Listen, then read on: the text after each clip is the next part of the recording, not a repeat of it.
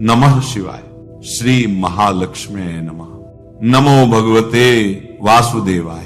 जय मां सरस्वती। जय श्री कृष्ण। राधे राधे। शास्त्रों के अनुसार प्रदोष व्रत भगवान शिव को समर्पित है। इस बार माघ माह के कृष्ण पक्ष की त्रयोदशी तिथि 16 जनवरी शुक्रवार को पड़ रही है। शुक्रवार होने के कारण यह शुक्र प्रदोष होगा। शुक्र प्रदोष के दिन भगवान शिव के अलावा माता लक्ष्मी की पूजा करना अति शुभ होता है।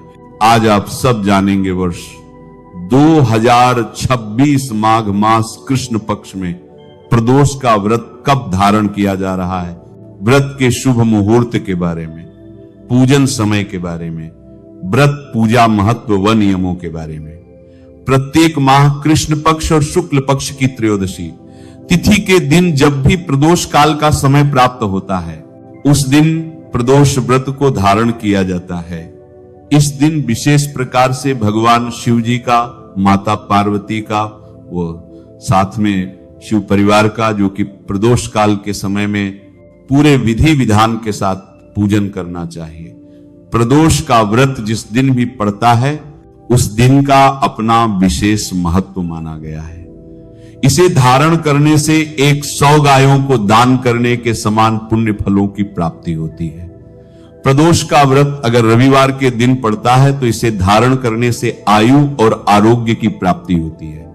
सोमवार के दिन होती है तो इससे अभीष्ट सिद्धि की प्राप्ति होती है।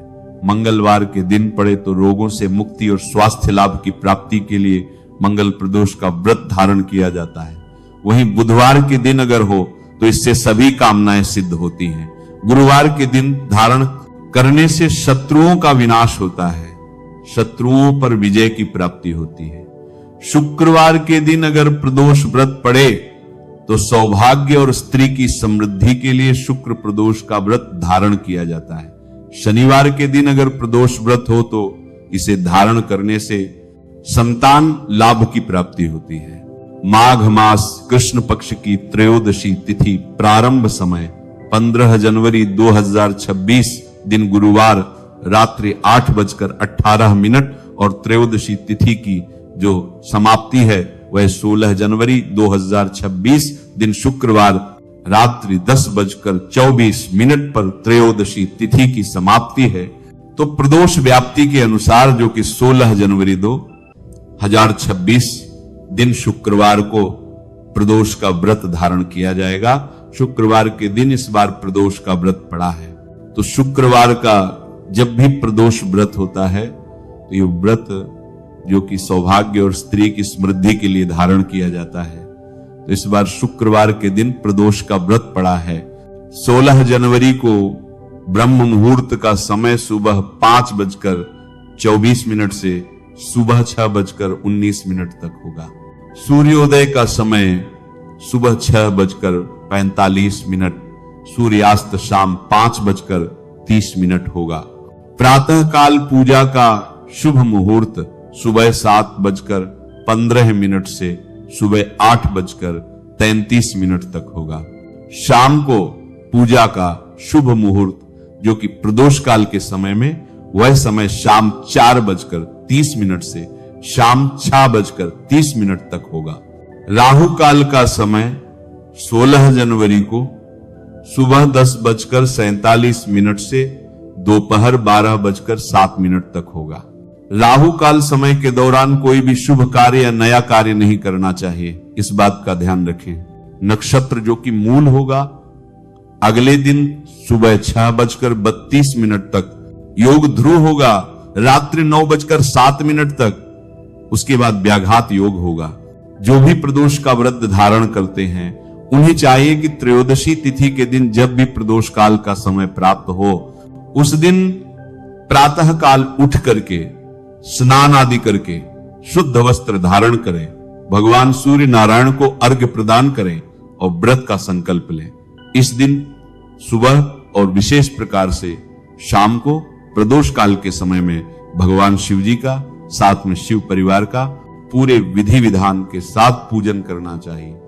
इस दिन भगवान शिव का जल से अभिषेक करें, पंचामृत से अभिषेक करें, शुद्ध गंगा जल से अभिषेक करें, भगवान को पीला वस्त्र या सफेद वस्त्र अर्पित करें, यज्ञोपवीत भी चढ़ाएं, जल से आचमनी करवाएं। उसके बाद अक्षत चंदन पुष्प भगवान को अर्पित करें, बेलपत्र, भांग, धतूरा, शमी पत्र आदि भगवान को अर्पित करें, तुलसी मंजरी चढ़ाएं, फिर धूप और दीप दिखाएं, अनेक प्रकार का नैवेद्य आदि भगवान को अर्पित करें, जल से आचमनी करवाएं, मुख शुद्धि के लिए पान पत्र, सुपारी, लौंग, इलायची के साथ में भगवान को अर्पित करें, द्रव्य दक्षिणा चढ़ाएं और फिर प्रदोष व्रत का कथा श्रवण करें। भगवान शिव जी के स्तोत्र, चालीसा आदि का पाठ या श्रवण करें, भगवान की आरती करें, नीराजन करें। इस प्रकार से भगवान का पूजन करना चाहिए। इस व्रत का पारण जो कि अगले दिन जाकर के सूर्योदय होने के बाद करना चाहिए। प्रदोष व्रत जो कि दिन रात्रि उपवास रहकर धारण करना चाहिए। जो उपवास नहीं रह पाते हो, जिनका स्वास्थ्य सही ना हो, तो आप एक समय फलाहार ग्रहण करके व्रत को धारण करें। आइए अब सुनते हैं प्रदोष व्रत कथा। एक नगर में 3 मित्र रहते थे, राजकुमार, ब्राह्मण कुमार और तीसरा धनिक पुत्र। राजकुमार और ब्राह्मण कुमार विवाहित थे। धनिक पुत्र का भी विवाह हो गया था, लेकिन अभी उसका गौना शेष रह गया था। एक दिन वो तीनों मित्र स्त्रियों की चर्चा कर रहे थे। ब्राह्मण कुमार ने स्त्रियों की प्रशंसा करते हुए कहा, नारीहीन घर भूतों का डेरा होता है। धनिक पुत्र ने जब यह सुना तो तुरंत ही उसने अपनी पत्नी को लाने का निश्चय कर लिया। तब धनिक पुत्र के माता पिता ने उसे समझाया कि अभी शुक्र देवता डूबे हुए हैं, ऐसे में बहू बेटियों को उनके घर से विदा करवा कर लाना शुभ नहीं माना जाता। लेकिन धनिक पुत्र ने एक ना सुनी और वह अपनी पत्नी को लेने ससुराल पहुंच गया। उसके ससुराल में भी उसे मनाने की कोशिश की गई, लेकिन वह जिद पर अड़ा रहा और कन्या के माता पिता को उसकी विदाई करनी पड़ी। विदाई के बाद पति पत्नी शहर से निकले ही थे कि बैलगाड़ी का पहिया निकल गया और बैल की टांग टूट गई। दोनों को चोट लग गई, लेकिन फिर भी वो चलते रहे। कुछ दूर जाने पर उनको डाकू मिल गए जो उनका धन लूट कर ले गए। फिर वह दोनों आगे चलते रहे और घर पहुंचे।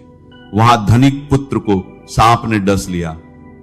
सांप के डसने पर उसके पिता ने वैद्य को बुलाया तो वैद्य ने कहा कि वह 3 दिन में मर जाएगा।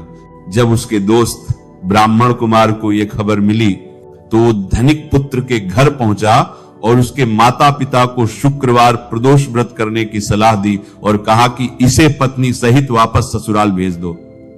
धनिक ने ब्राह्मण कुमार की बात मान ली और ससुराल पहुंच गया, जहां उसकी हालत ठीक होती गई। यानी शुक्र प्रदोष व्रत के महत्व से सभी घोर कष्ट दूर हो गए। तो यह थी शुक्रवार प्रदोष व्रत की कथा। इस दिन इस कथा को अवश्य सुने या सुनाएं तथा कथा की समाप्ति के बाद भगवान शिव जी की आरती करें और प्रसाद वितरण करें और उसके बाद भोजन करें। कहा जाता है कि शुक्रवार को प्रदोष व्रत सौभाग्य और दाम्पत्य जीवन में सुख समृद्धि को भर देता है। यही कारण है कि इस प्रदोष व्रत को काफी खास माना जाता है। शुक्रवार के दिन पड़ने वाले इस प्रदोष व्रत से सुख समृद्धि भी मिलती है। नमः शिवाय। श्री महालक्ष्मी नमः। नमो भगवते वासुदेवाय। जय मां सरस्वती। जय श्री कृष्ण।